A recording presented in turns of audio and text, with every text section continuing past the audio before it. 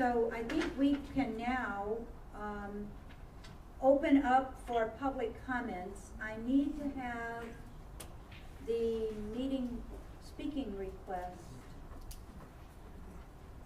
Can you time for 2 minutes? Oh, just actually watch this.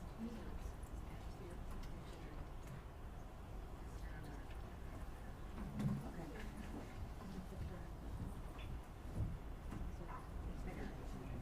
You got it? Yeah. Okay, Nicole and Robin are going to be the timekeepers.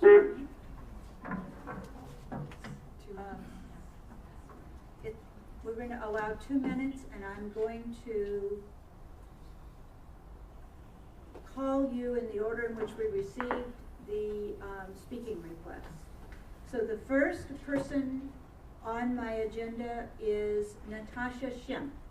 Is that correct?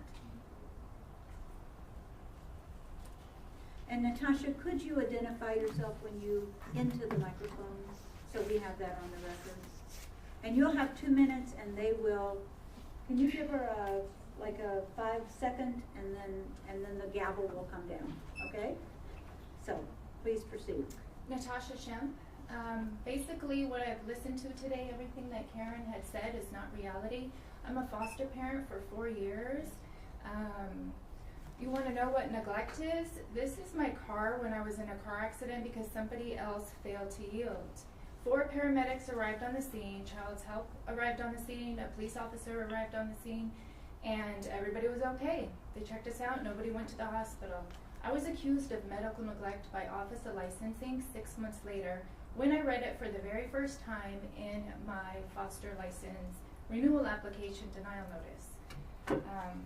I question if Greg McKay is neglecting children. Children are placed in licensed foster homes, and we receive payments that are money funneled through us to go to the children. And our license is either not renewed, it's revoked, or it's suspended. The children still remain in our home for 2 to 3 years. I was a licensed foster parent for 17 months, and they still refuse to pay me. I have a recording saved from Office of Licensing testifying under oath, penalty and perjury, that I am licensed.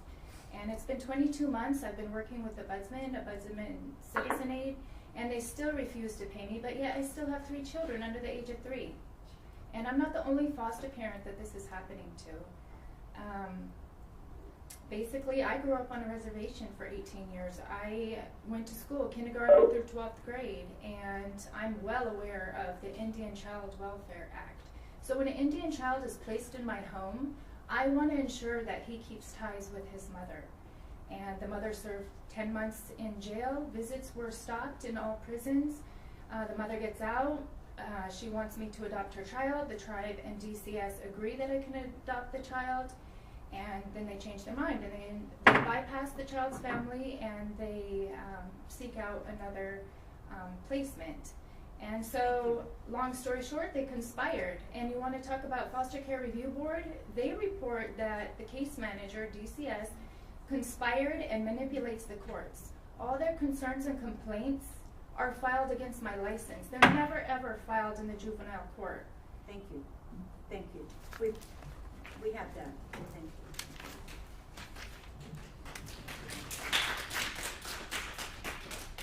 Stephen R. Isham.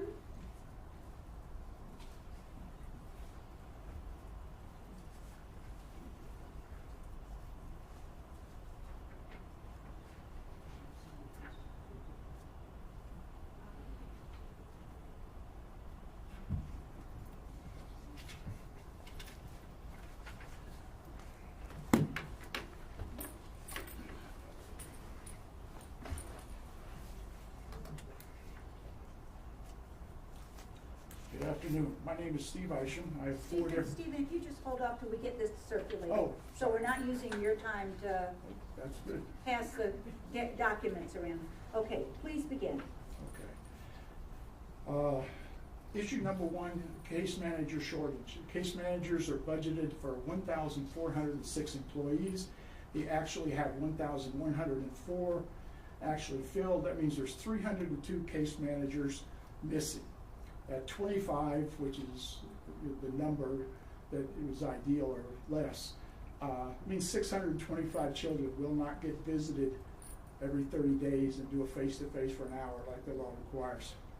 Issue number 2, the lack of appropriate administrative supports and supervision. In February 2018, DCS CPS had 1 involuntary separation. In March of 2018, they had no involuntary separations.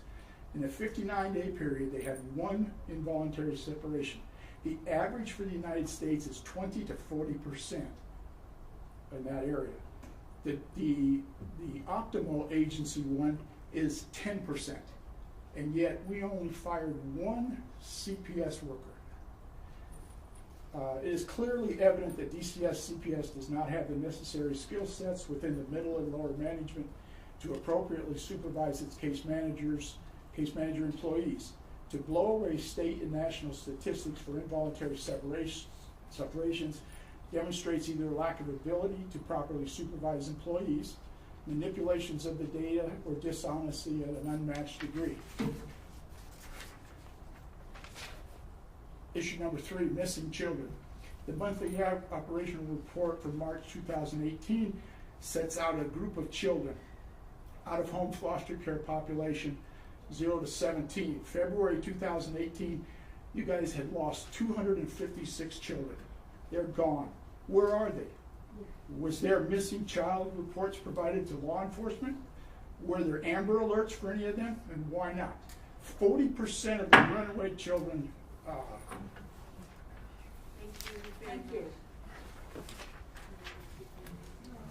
think we should finish, because these are such an important topic. Like, where are the missing children from foster care? Where are they? I don't know. Yeah. I don't We know. want some answers. Crystal Nuttall. Yes. Hi.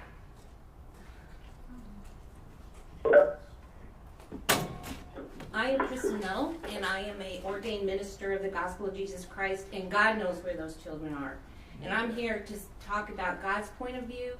Jesus Christ's statement was the most severe, that it's better that a millstone be hung around the neck of those that abuse a child. And that Arizona is the #1 state for abducting children on pure allegations. And Governor Ducey, Mark Bonovich, Greg McKay knows who I am. I told them on January 28, 2017, that if they don't get their act together, the light of the living God will come into Arizona. And they do not know the strategic plan that God has about to land here in Arizona. And it's going to have a searchlight like nobody's ever seen or heard before. And the administration of the Trump administration, they're getting in alignment of what's happening in Arizona. And so I'm here to tell you that God is angry, and it's a shame that there isn't standing room only of ministers defending parents, children, families, and protecting them. So I'm just here. The judgment of Jesus Christ is coming into Arizona, and he's going to give visions and dreams in the night, sealing those instructions, terrifying them with warnings to do what God wants them to do for the children. That is his top priority. So thank you. Thank you.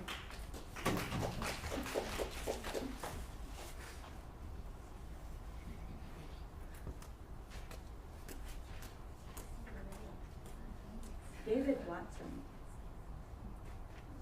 Oh, he's not in. He just went to the restroom. He'll be Oh, back. we can call him later. Michelle Patterson. Can I yield to Lori when I come up next? You need to speak for yourself. Okay, well, She's a former foster child. can I yield the floor to Lori Ford? That's what I would like to do with my speech. You'd like her to speak for you? Yeah, we want to read something and we need more than 2 minutes to tell you guys what's going on, you know. So we'd like to combine our time to get 4 minutes, yay. What does the committee want to do? Just let it. Please, can you just listen to what she has to say? It mean, sounds like it's She needs to two have a voice. requests, which Yeah. is fine. That's fine. Okay, go ahead. Yeah. Now, you have something you want to I pass do. out. Can you give that to staff and I give it to staff or you guys? Yeah, that's. there's enough for the people that aren't here too, so. And I assume since it's presented material, that will be also put on the website. I'm hoping. My name is Lori Ford. DCS record requests being completely ignored by the agency. There seems to be an inexcusable holdup for people to get their DCS records from the agency. As an advocate, I have knowledge of hundreds of parents who have been waiting years for their records and file from DCS. Even under judges' orders, these records are not being released to parents. Records and files should be released to parents within a 6 week time span. Several parents need these records to pursue family court and/or lawsuits against the agency. Only until the records are released do parents and their private attorneys know whether a lawsuit against DCS is quote, substantiated. It appears the lack of transparency and action from the agency in releasing records may substantiate more legal problems for the agency in the way of interfering with federal investigation due to outright ignoring parents' requests and court orders to release these records. Fatality and near fatality list. 34 children face fatality or near fatality situations so far just this year through the month of May. The breakdown is this: 6.8 a month, 1.7 children a day. Below is the agency's report on this topic. Unfortunately, there are names that are left off of this list.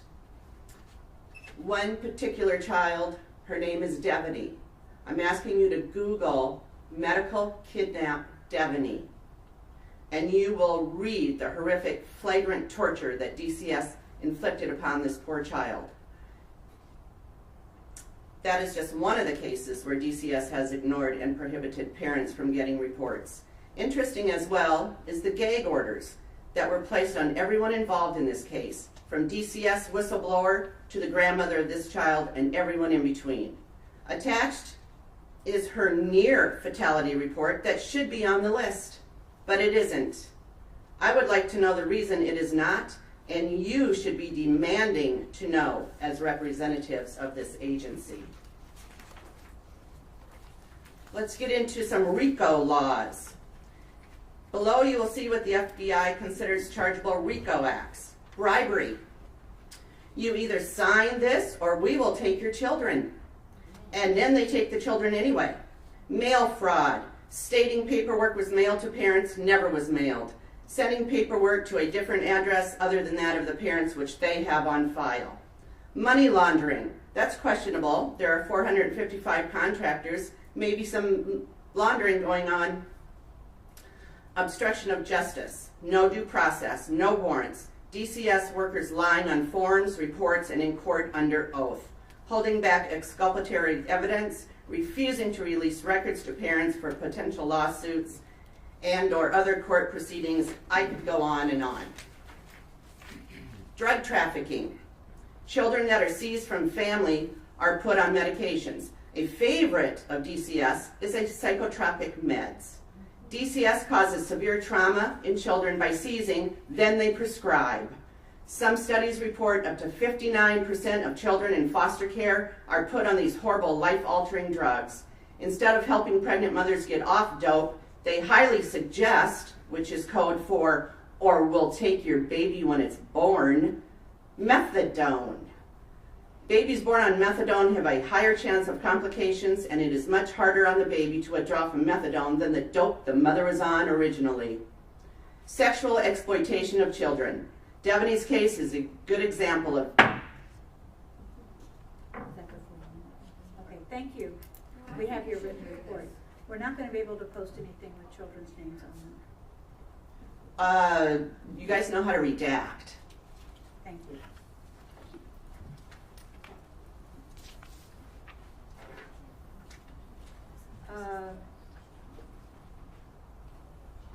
Lori Ford, oh, are you the person who was out of the room? Yes. Okay. David Watson? Yes, ma'am. Come on up, David.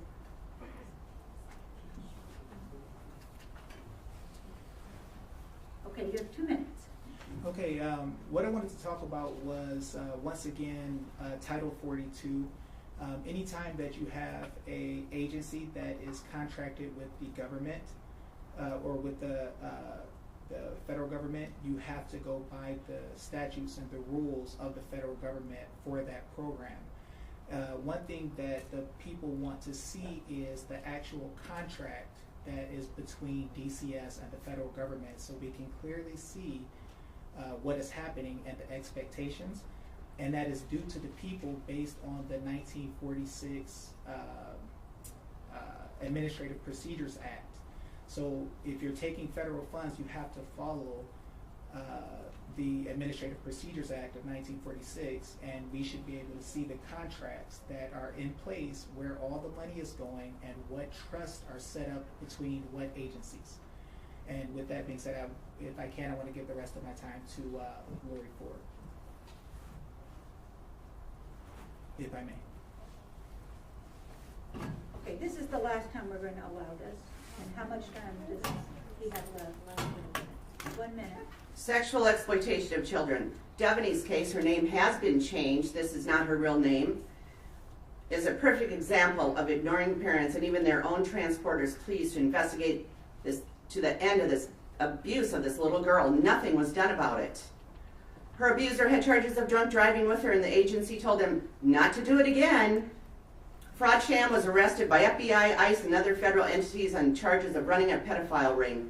DCS had several chances to remove the child before this happened. State crimes, also punishable by FBI. Murder, kidnapping, and we all know that seizing someone's children without due process, under false allegations, without exigency. Lori, we cannot, I'm sorry.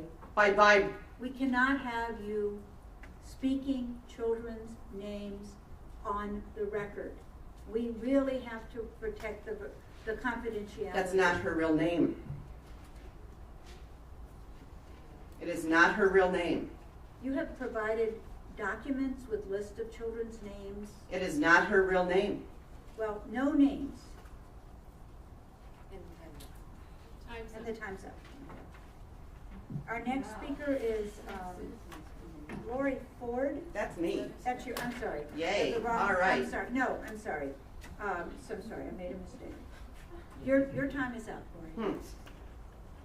Okay. Arlen, it looks like Trout. trout? Yeah. Like Got a two fish with T's an at extra the end? T. Okay, thank you. Do you have any questions for me before we start?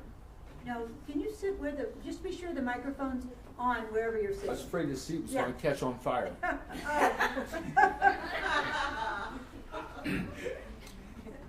Ready? You ready? My name's Arlen Trout. My family, we got sucked down the DCS rabbit hole 3 years ago. The only difference maybe from everybody else and me is I've got a lot of experience in administrative remedy. Actually, what the gentleman was previously talking about, that all of your funding is based on our path to the court, our ability to go ahead and lodge complaints.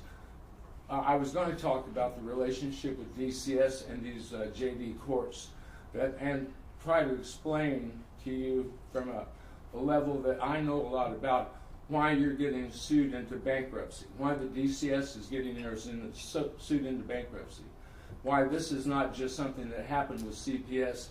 This is a trend that's going to go into the future, and I'm going to be part of that movement until we get this relationship between the community and what DCS is doing. There's a blatant disregard for our constitutional rights here, and that breaks down in the courts because your JD courts are rubber stamping anything that the DCS brings to you. So when it gets to a federal court and all of our rights to our path to the court's been blocked, our constitutional rights have been violated, it's cost them millions of dollars. You can look at Hardwick versus Orange County, or Mint versus Arapahoe County, or this recent one just from our appellate court from Titus S. versus child custody. There's a pattern here. It's a pattern of disregard for our basic rights to have families and raise them. They've overstepped their boundaries, and it's costing us millions of dollars. Now, before I get cut off, Like I said, I'm an expert on administrative remedy. I filed complaints for 3 years that have just been shoved under the desk at every level that I was supposed to approach it at. So we get down to this point, just sue us in federal court. And I'll be glad to help you guys through this. I can give you some real recommendations, but right now what we're looking at is a community roadblock. This is a community roadblock. Thank you very much. I got plenty to say. Lorraine Patterson? More than 2 minutes, please.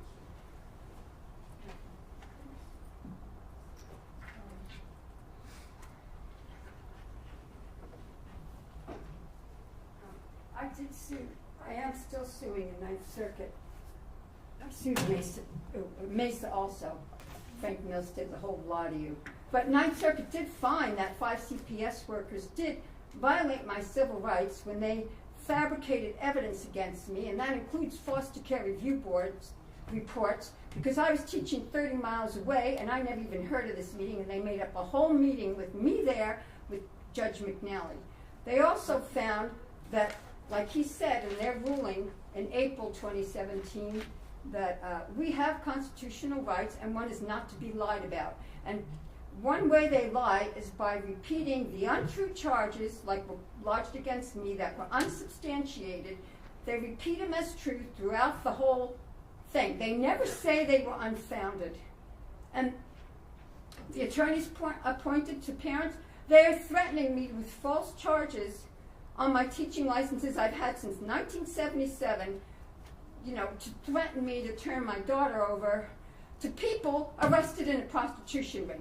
This is what goes on in this agency. I'm back because Maricopa County controls Arizona federal court. I'm back pro se again up in Ninth Circuit. But I have that ruling mentioning Hardwick versus, that they're not allowed to lie about us, and they do it every day.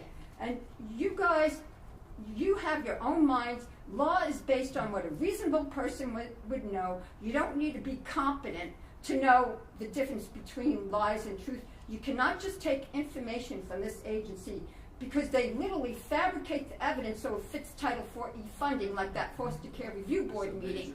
How do you make a total meeting up before a judge? I even contacted Judge McNally and told her that wasn't me. I don't know who you had there. And, nothing said, because the head of the dependency court picks the director of the foster care review board, just so you know. And Mesa doesn't enforce parental rights. As a matter of fact, you changed your public policy of not returning runaways because I sued you. Oddly, I didn't win that, but you had to change it because I went to the police and I live in Mesa and pay taxes there and own a home there. Thank you. You didn't enforce any of my rights contributing to the delinquency of a minor, to dependency, the missing person things. You told me to go home and wait, and I had to be at work 6:30 in the morning to go teach. And you kept telling me to go home and wait, and you wouldn't take a report. I go to Bill Montgomery, he says, sure, I'll help you. And it's back and forth between you two. And I'm just at my end with the whole lot of you. And federal court, Arizona rubber stamps and doesn't allow us to have our federal civil rights. I gotta get my purse. And you're stealing these children from parents. We've been through it. We're traumatized. Okay, These people are a bunch of liars. I'm not sure I'm going to pronounce this name correctly. That must be me. Sanseria Swift? Yes. No. Did I say it correctly? Well, I do. Close. Sanseria. Sanseria? Yeah. Well, that's pretty. Thank you. Thank you. Please proceed. So, just a little bit of background about me. I'm very seasoned in social work. I've been a parent partner, a child advocate. I worked for a company that some people may know, FIC, and I'm also a therapeutic foster care parent, and I have been for the last 12 years. Gave up my full-time job to take care of a sibling set of 3 that I had for about 3 years. So I've sat on the Arizona Foster Care Forum 2 years in a row with Gregory McKay, and actually spoke as a foster care parent. I've had 2 unfounded cases against me with the children that we have. When we go through training, they tell us It's not about if you get accused, it's when. I've set up my life to serve foster children, and recently I had a child removed from my home, and so I'm actually going through the allegations right now. One of the things that I would like to bring attention to is that when you have a DCS worker, I really feel as though they have too much power. I mean, I've gone through training, I have behavior coaches in my home, I have therapists in my home, I have my agency in my home. I probably have 1 to 2 people in my home per week. This young man, I was working with him. Like I said, he's a higher level of care, HCTC. He's been in many, many, many homes, but we welcomed him into our home knowing that he does make allegations. He's been moved a lot. He's disrupted a lot. He's been through a lot of trauma. He started in our home in January and was just moved in May. And so with our children in the system, I'm so sorry. she's going to give me her time. Okay, good. Is it okay? Okay. So anyway, to make the long story short, I feel like DCS needs someone to oversee them, oversee why they remove the children. They literally came one day and was like, we're removing him. He was not in any intimate danger because they left the other foster kids in my home.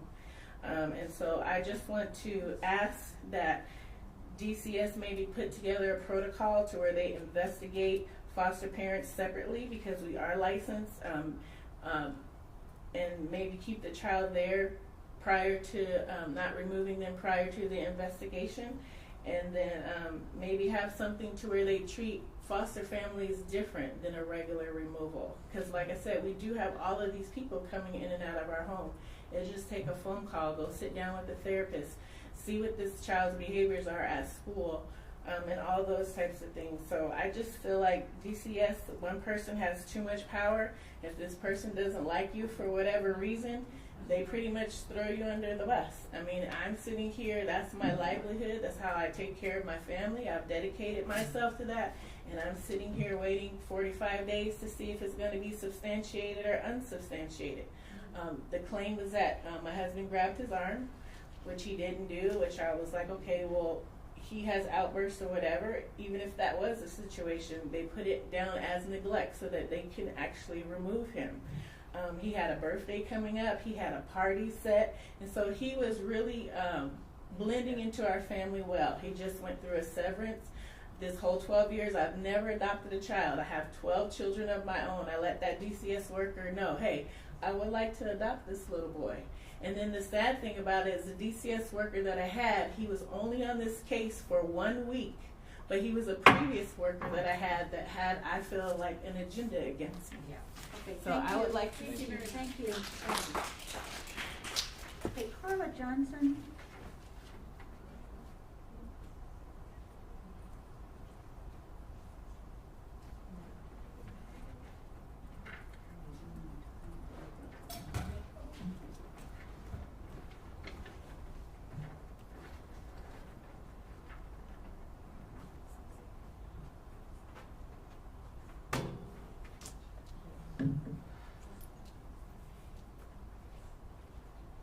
Since 2009, I've been a pissed off grandmother, and I've been an activist and an advocate to reform this criminal activity of DCS. In 2009, DCS took my grandson because of medical malpractice, because they said that he was medically neglected by us, but it was really the hospital because he was diagnosed with cerebral palsy. Between 2009 and 2014, CPS decided that they were going to take every son that my daughter had, only my youngest daughter. And what is amazing is that the allegations was medical neglect. But with all the court hearings that we went through that took over our life for 8 years, they never had one expert witness. No investigation, no social study, no interviews, no nothing. Last time I was here, I told you guys that we had gone before an international court, and we have declaration of indictments that were issued by a great jury against the state of Arizona for 5 families. And Crystal Nettle is one of the people that has an indictment. Our cases were heard by 7 ministers in this international court on April 29th. Right now, we're currently waiting for a ruling and orders to come down from the court. And this is for violations of the Universal Declaration of Human Rights, the Convention on the Rights of the Child, and a treaty that was signed by the United States for the protocol to prevent human trafficking of especially women and children. My daughter's case alone is so egregious. Her case on just one filing is worth $294 million. So we are coming. We are coming.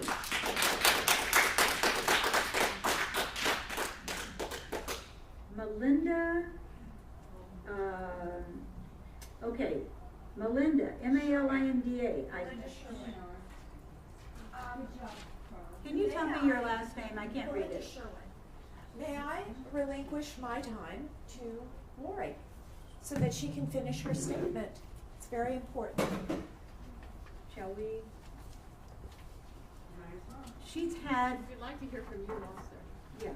Well, then, listen to me. I mean, this 15 minutes is not enough time for you to hear from a public who We're has, going way I mean, over 15 the gatekeepers on the public in Arizona are really, you know, you're the first people that I know of, but this gatekeeping has got to stop. The violations. Excuse me, but we're way over the 15 minutes at this point. All right. So we're trying to finish our meeting within our notice time, so could you please address us with your concerns? Just go ahead and finish reading that. Okay. Yeah. All right, kidnapping. We all know that seizing someone's children without due process, warrants, under false allegations without exigency, by bribery, etc., is kidnapping. DCS CPS receives money, $6,000 per child seized per kidnap. Away, let's see, illegally by force, typically to obtain ransom, abducted, carried off, captured, seized. Drugs, extortion. DCS CPS makes parents abide exactly by what the agency requires them to do, and are provided bonuses, and it's extortion. So just to bring up some of the points, I'm a court watcher, and I go into the courts for the last 25 years, maybe 3-4 times a week, and I watch these proceedings, and I see minors' counsels, caseworkers, and attorney generals in this state. In Los Angeles, it was county counsel. They fabricate evidence. They, and the case of Hardwick versus Vreeken, or Hardwick versus the County of Orange, that law is applicable in Arizona because it's the Ninth Circuit. And the Ninth Circuit justices said to a county counsel who was trying to explain to them that it was okay for social workers to lie in their reporting to Superior Court judges. Well, it's not. It's not okay for anyone to lie to a Superior Court judge in a dependency, probate, any criminal or any justice should not be lied to by third-party appointed hacks, therapists, or caseworkers. Thank you. Or the Attorney General, who should be representing the people of this state. Absolutely. Okay. He represents criminals. Yes. Absolutely. Okay, Ebony Dart. Mob mentality. Ebony, is it Okri or Dari? I'm sorry. It's Ebony Okri. And Okri. Yes. Oh, okay, sorry. I have two things I would like to reiterate what Sunsari Swift was saying in regards to, putting in motion to put a overseer or an advisory board, if you will, that oversees who's removing the children to oversee DCS as they're removing the children from the foster parents' home. And with your permission, I'd like to give the rest of my time to Natasha, because she was cut off in the middle of a sentence, and I believe that she had some valuable information that she wanted to share with you guys. Natasha. How much time does she have left? 1 minute? 1 minute, Natasha. So what's wrong with this picture when the governor is hand-delivered my concerns in 2016 when my little one the foster child is hospitalized for what DCS did to him. It's been 2 years, the child still is physically damaged. Like she said, DCS does whatever they want to do. The doctor ordered that the child remain in my home. What did DCS do? Force the child on visits 3-4 days against the doctor's orders. And that was after the judge denied the change of physical custody. You have children left in our homes with 0 life and safety inspections. These people, DCS is making these complaints against our license, and we subpoena them to testify at our appeal hearing when we're going through this appeal process, and the administrative law judge quashes our subpoena, and those are still used against us. And in this denial letter, even though that DCS and the Protective Service Review Team unsubstantiated these claims, it's the OLR's responsibility to review the investigative reports and make the final decision and take appropriate enforcement action when indicated. Thank you. Thank you.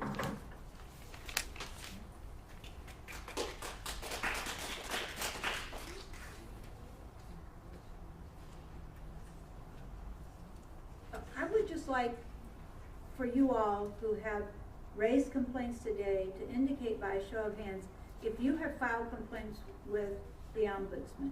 They won't listen to the Yeah. Can't even tell you how many. I'd like to have 2 minutes about the They say go talk to the caseworker, don't talk to us about it. Exactly. Yep. My case isn't Supreme Court because nobody at Thank you. DCS does anything. So, It's also Minus important a to brief understand. It's the foster and the hen house. so we will be The speaking. ombudsman does not do individual cases. No. That's not true. The No, they start out by threatening So, you. excuse me, but we are going to be meeting with the ombudsman, and I think that we can speak to that issue with the ombudsman. Well, let's all meet with Casey Nelson. So, Excuse me, no, the one question that, okay, so we are no longer taking public testimony. Thank you for your response. May I interject one No, thing? I'm sorry, you can't. But it's something very important regarding the ombudsman. There is an hour and a half No. tape of her being deposed. And it's very, very, you will learn from that about the policies and procedures of The DCS. conversation, one of the topics that was raised in one of the comments that I don't think would be something that might go to the ombudsman was the use of psychotropic drugs for children who are in foster care. And I don't know, there are reports on this, and I don't know if the committee would at some point like to hear from someone from CMDP or from the behavioral health community about what that incident is. I think our incidence is below that of other states, but there is a lot of attention paid Can I to say this, something especially about for psychotropic young drugs? children. So would you want us to have that on a committee agenda at some point? I think it's an important issue. It is $14 million a year, $14 million a year for drugs, for psychotropic drugs for Children under 6. for foster care children in Maricopa County alone. So would someone like to propose that we add that to a future agenda item? There's a financial incentive. This is Dr. Conklin Aguilera. I propose we add the use of medications among children in foster care and out of foster care across the state to an agenda to just see if we can even pull up those kinds of data. Well, the only data that I know of that we would be able to get would be CMDP and our Medicaid, the general children's population for Medicaid, which you might want to compare. Look how much DHS spent on them last year. Just look I'm how willing much to they spent. second the It would motion. be. Thank you. All of those in favor? Aye. Okay, why don't we put that on, but we would have to find out when, I can make some inquiries as to timing on that, but I think it might be a Just good know thing for the you can't trust any information that comes from the kidnapping department called Arizona DCS. You can't trust any information you get from them. This is Dr. Conklin. I will see if I can contact Dr. Park to see what she, who's medical director for CMDP, and I will try to do that for whichever meeting we decide we're gonna put this on, and try to get some of that data as the medical representative for our committee. Thank you. Can we see the contracts of the doctors too, please? So we can see what they're getting paid? Okay, so let's review our agenda for the day and see if we have accomplished everything we were going to do. I think we have an agenda for the next meeting. We will